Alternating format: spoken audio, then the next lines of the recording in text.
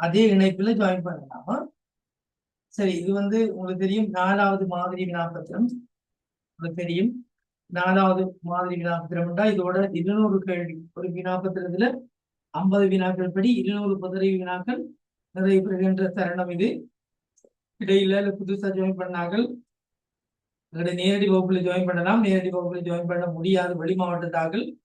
நீங்க என்னுடைய நம்பருக்கு தொலைபேசி அதாவது மெசேஜ்களை போடுங்க. நாங்கள் இணைய வழியில நஞ்சு கொண்டதுக்கு ஏற்பாடுகள் இருக்குது. ஏற்கனவே கிளாஸஸ் போது.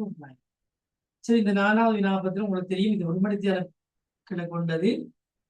1 மணித்தியாலம் கொண்ட இந்த வினாப்பத்திரத்துக்கு பல்வேறு விதமாக வினாக்கள் எதிர்பார்க்கப்படுகிறது. பொதுவாக 4 விடைகளும் தருவாங்க, தந்து தெரிவி சொல்லுவாங்க.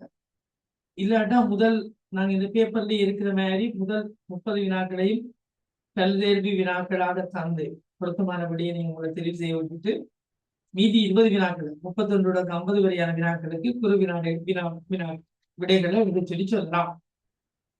அந்த அடிப்படையில இப்ப நாங்கள் பார்க்கிறோம். முதலாவது வினா ஒரு நாட்டினுடைய கல்வி பற்றிய புரிந்து கொள்வதற்கு பின்வருவதற்கு பொருத்தமானது எது? யாருமே கதைக்கலாம், பிரச்சனையே இல்லை. ரைட், உங்களுடைய சந்தேகங்களை நீங்க கேட்கலாம். சரிதானே?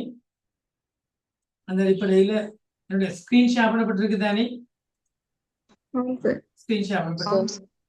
அந்த அடிப்படையில முதலாவது விடை ஆசிரியர் மாணவர் வீதம், எழுத்தறிவு, கல்விக்கான அரசின் செலவு, 4வது பட்டதாரிகளின் எண்ணிக்கை.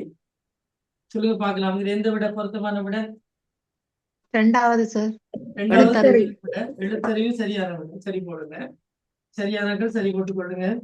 ஒரு நாட்டினுடைய மனித வளர்ச்சி அளவிடுவதற்கு இதுல மனித வளர்ச்சி அளவிடுவதாக இருந்தால் எழுத்தறிவு வீதம் தான், லிட்ரஸி ரேட் ஆங்கிலத்தில் சொல்லுவோம். அதான் பிரதானமானது. யுனெஸ்கோவின் வரைவிலக்கணமும் அதான். ஒருவர் தனது அன்றாட வாழ்வில